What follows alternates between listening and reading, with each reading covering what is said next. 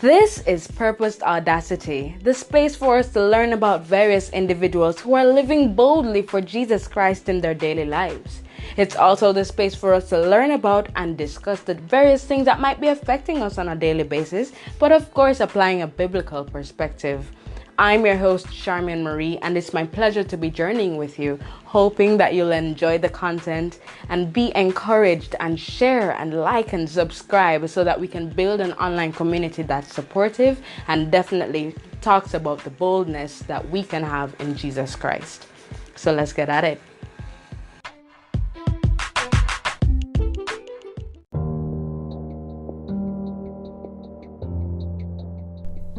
Welcome back to Purposed Audacity, and it's another week of the Purge. Last week we spoke about being honest, just being willing to be honest with ourselves and being willing to be honest with those around us in a bid to move forward and claim more healing. Today I want to talk about what's in your suitcase.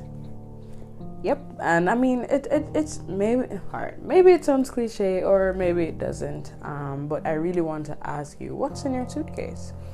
Now, when I ask that question, I want to actually focus on the fact that sometimes the purging process is that much more difficult when we actually are choosing to hold on to the things that are holding us back. And now, when you hear it, actually, it sounds stupid. It sounds like, all right, why would you choose to hold on to something that's holding you back? But guess what? Sometimes we actually do it involuntarily. So today, we're going to just talk about some of the things that might be in our suitcases and the fact that, we're going to need to let those things go. Right? So, I don't know if you remember, or I don't know if you had listened to any of the episodes from the first series, What Cripples Your Audacity. And we spoke about doubt, we spoke about the voices around us, we spoke about insecurities. And there were actually so many other things that could have been spoken about because, of course, people are different and just different things affect different people differently. Oh, that's a lot of difference. But saying that to say, whether it's situations or actual emotions or spiritual attacks, there are quite a number of us who are actually walking around this earth just burdened by things from the past, burdened by things that would have happened to them, burdened by thoughts, burdened by just so many things, right? So what's in your suitcase? Now, I want to just talk about or give a few examples of things that might have been in a few individuals' suitcases. Clearly, I'm not calling names or anything like that. But I really want to ensure that we get the full understanding of things that actually could be in our suitcases without us even realizing. But basically, these examples should ideally cause us to realize that, and maybe cause us to just evaluate things and say, all right, cool, let's root this up. All right.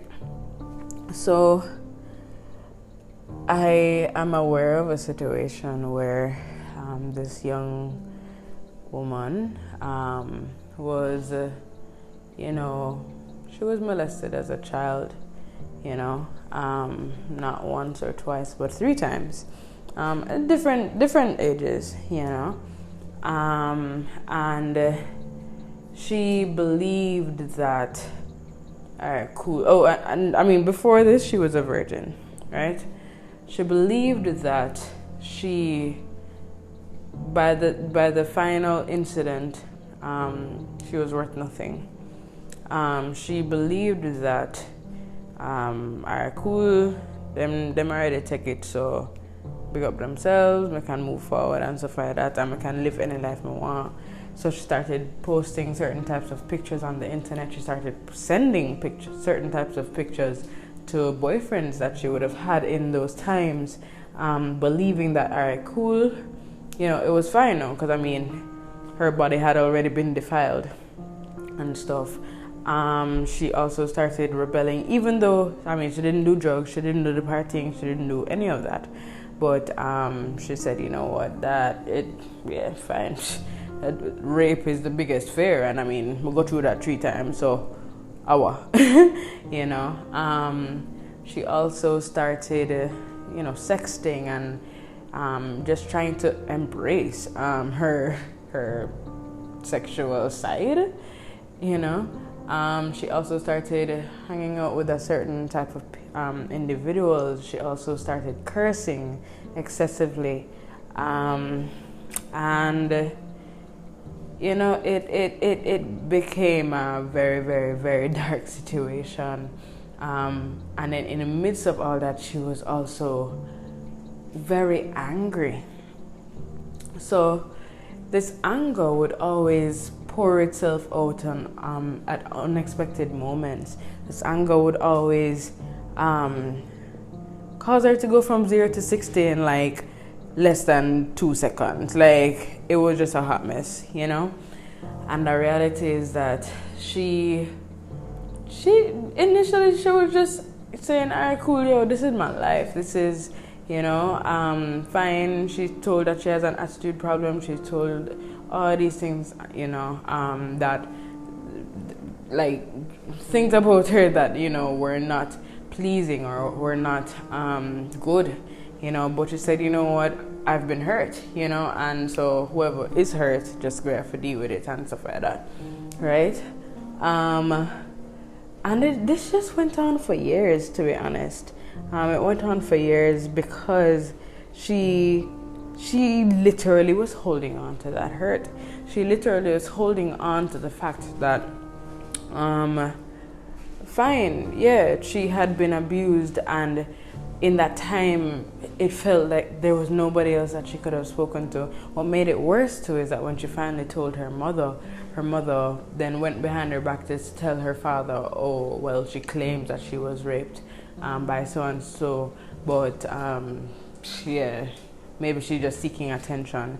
And I mean, clearly this is a very familiar thing for a lot of females, because we've heard that kind of story already. We've heard that there's some mothers who just don't believe their daughters because they're either in denial or something's just gone wrong there, But saying that to say,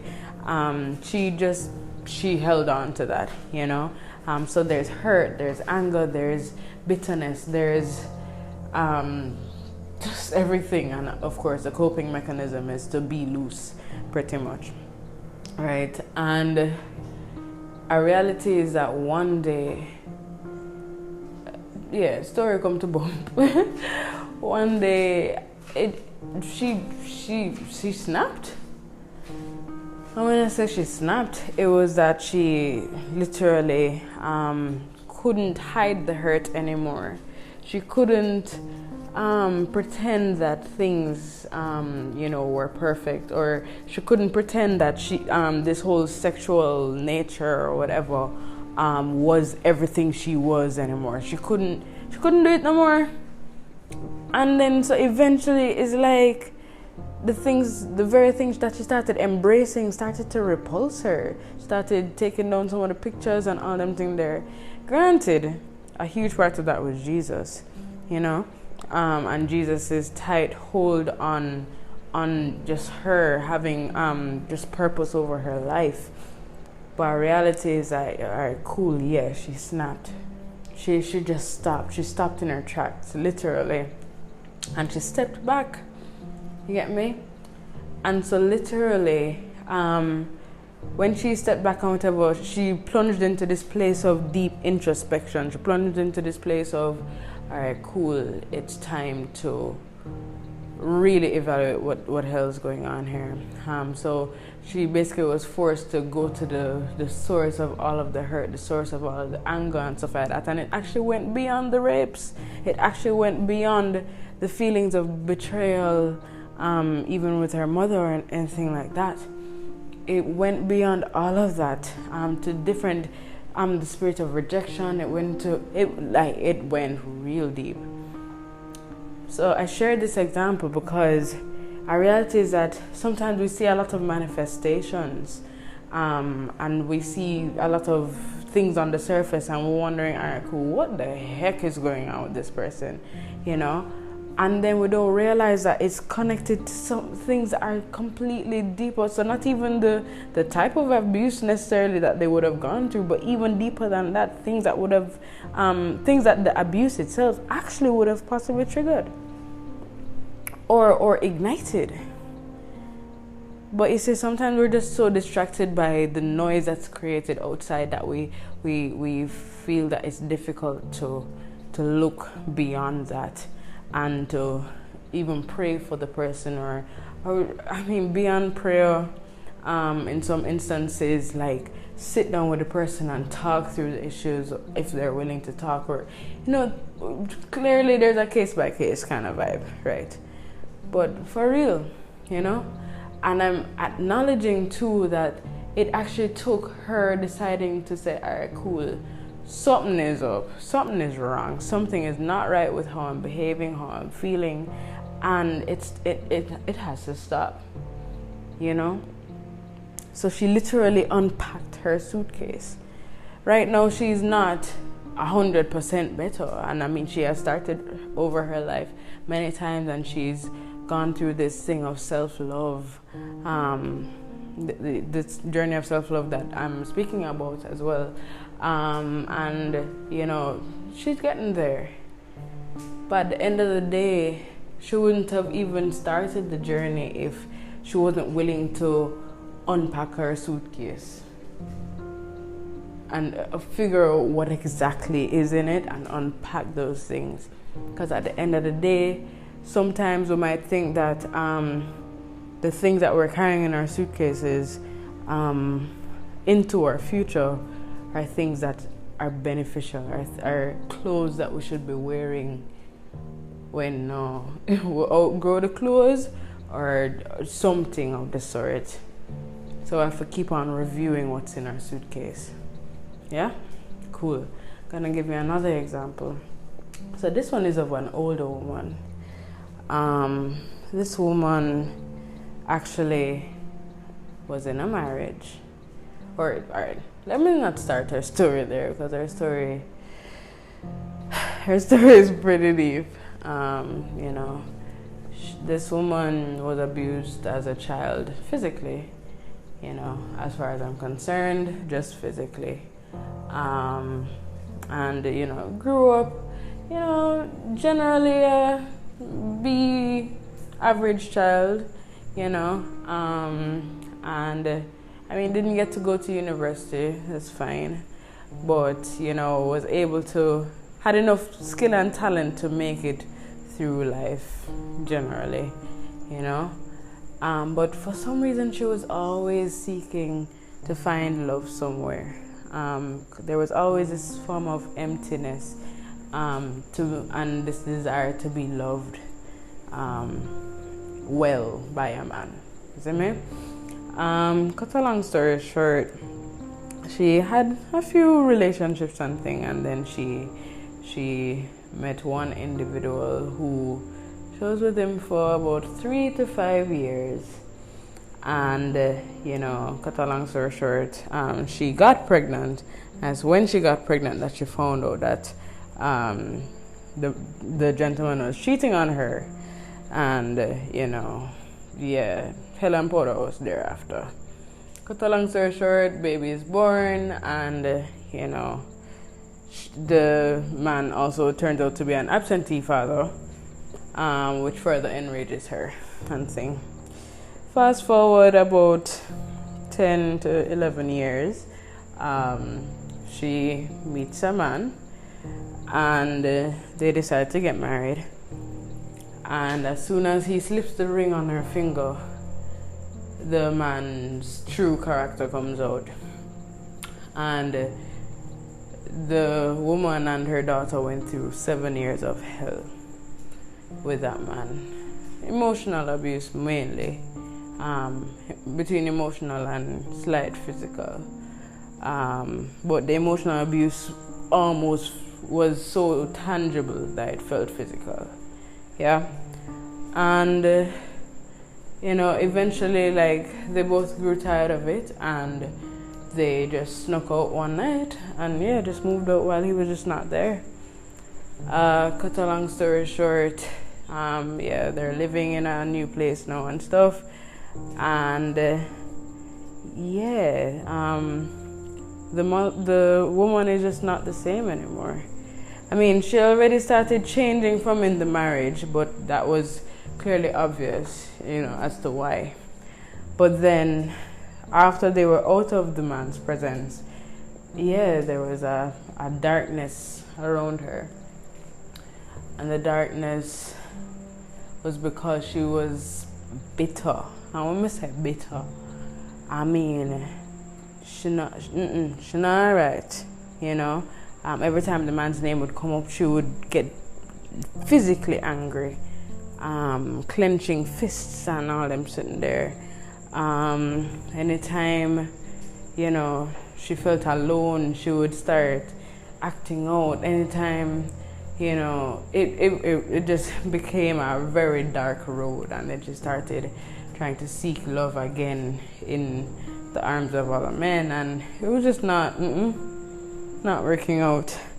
And then it's so interesting though, because we're fast forwarding to within the last 3 years or so, and you found that no, it's a place where she has compartmentalized her mind, where if anything happens, she's able to just lock it away very quickly, and she just doesn't deal with it and just like keeps moving forward. But then persons now at church, persons who knew her like maybe 10 years ago and who know her now recognize that it's not the same person at all. You get me? And is a general understanding that she just has not let go of anything that has happened, and on top of that, that has now started twisting the way she interprets things and expresses things and things like that. So it's almost like her mind is slowly drifting away, and she chooses to remain surface. She chooses to remain happy because at the very least that's what she's wanted. You get me? And I mean, you can't blame her, but at the same time, it's dangerous for the fact that, alright, cool, what will happen when maybe those compartments that you've locked the thoughts away in or the memories away in just happen to, explode? I don't know, right? I was saying that to say that is still happening in present day, lady I know, right? But our reality is that is what happens when we actually are not willing to acknowledge what's in our suitcase. That's what happens when, alright, cool, we need to move forward or whatever, but then we're so afraid to face what's in our suitcase, or it's too painful or something like that, that we just lock it away or whatever, and we think we're moving forward, but guess what? It actually changes us, and it causes us to be a shell of ourselves. And so what's the point of holding on to the thing or being too afraid to face the thing or whatever, and losing yourself in the process, and then you're just living a different life on the surface? I mean, maybe for some that's fine. Maybe for some, like, that's a dream, because you don't need to be worrying about the deeper things in life. But at the same time, if you're going to have a meaningful life, if you're going to live a life of purpose, it must be that you're in tune with your very core. And so if it is a thing where you've compartmentalized things in order to cope, then I'll say that your very things that you've compartmentalized will literally come back to haunt you when you least expect it. All because you're not willing to check what's in your suitcase. So, I want to just ensure that we are on the same page, where we acknowledge that the purging process, apart from being willing to be honest with ourselves and honest with those around us, We have to be willing to unpack our suitcase and get rid of the things, get rid of the clothes that no longer fit, get rid of the things in the suitcase that are not supposed to be there. Because if you lock it up and carry it with you in your future, it is going to come full circle and it's not going to be pretty. So, like the last episode, I want to give you a few steps as to just how to just unpack your suitcase, because honestly it's not going to be as easy for some like it is for others, right? So step 1, acknowledge that there's a suitcase, and that suitcase represents your past, everything that has happened. It can be immediate past or like far away past, but everything that has happened up to, call it, a few moments ago, right? So that's literally what you're considering your suitcase. 2, you're going to actually just talk to God a bit. You're talking to God a bit, just getting the full sense of where He wants you, or just speaking to Him honestly and saying, all right, Lord, there are a few things in my heart and a few things in my suitcase that I know shouldn't be here. I just ask that you help to reveal them to me. Because our reality is that too, we might have the things in our suitcase and whatever. We acknowledge that the different elements are there, but we don't realize that they're not supposed to be there. You get me? So we all nice and dandy, living our lives and whatever. The things not supposed to be there, but because we're so used to them being there, or because we attach them to our personality traits or anything like that, we don't recognize that they're just not supposed to be there. They're not. So yeah, talk to God, and allow Him to pour into you and give you insight as to who you have been called to be, and just how to actually get there. Yeah. 3, literally start unpacking one by one. And the reason I say one by one, if you do it in a bundle, you're gonna miss things. Or if you do it in a bundle, it won't allow for that careful analysis, so that you can comb through like how you're really feeling about something, or how something really happened, or it's just not going to allow for that full-on processing. And it's that full-on processing that you actually need to be able to move forward, because you're able to say, all right, cool, I've addressed this, I've acknowledged this, I've addressed this, and I've decided to put it aside, or I've decided that, all right, cool, you're good enough to move into my future. So it needs that full processing. So go through that one by one. And then the final thing I'll say, because in going through them one by one, you literally choose to dash whatever way, or you choose to fold it back up and put it back in a suitcase. You see me? So the final thing I will say is to ensure that you do this on a fairly regular basis. And when I say fairly regular, I mean once quarterly or once every 6 months. Should be fine, because we go through a lot of things on a yearly basis, and sometimes we take for granted that these things actually do take a toll, especially based on the setup of your life. So never take it for granted that, all right, cool, maybe once a quarter or every 6 months would be good to check in. I will highly suggest that you don't allow one full year to pass before you actually do that, because that allows for more to build up, and that's a lot more to unpack. You get me?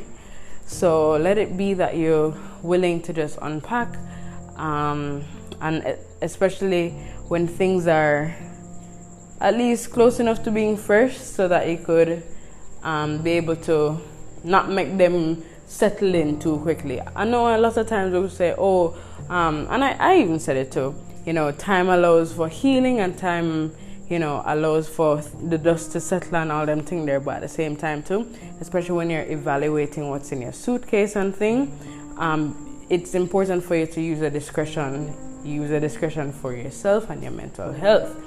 And you say, all right, cool, yeah man, that one I can't stay in my suitcase. You see me?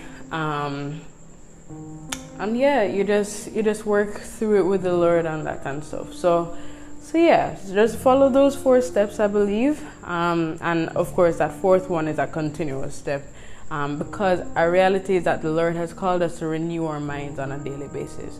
And He says daily, kill flesh daily. Like, we are literally supposed to be just walking that renewed life on a daily basis. So if we're doing that, it shouldn't be surprising then that, all right, cool, we actually need to review our lives fairly often as well, to ensure that we're just staying on par with what we're doing in this life. It's easy to get sidetracked. It's easy to get distracted. You get me? So yeah, all right. So that's it. That's all I have for you today. I really, really, really hope that you're willing to at least check what's in your suitcase. Be willing to just give yourself the chance to breathe and the chance to process on your own time and with the help of God, so that you can move forward with just a clearer view, a clearer perspective, and a clearer heart, so that you will widen the capacity, or empty out the cramped space, so that the Lord can pour more in. You get me? There's so much more in store for you. So it's important for you to let go of the misused space or the unnecessary elements, so that more can abound. You get me? So I do hope that this episode has helped you. And yeah, feel free to reach out to me on Instagram. You can do that by messaging the page Purposed Audacity JA. That's a handle on Instagram. Or you can message me directly. That's at Charmian Marie, CharmianMarie. Alright, so it's been a pleasure speaking with you today. Yeah, and I'll definitely speak more next week. Alright, so until next time, remember, check what's in your suitcase. Alright, take care.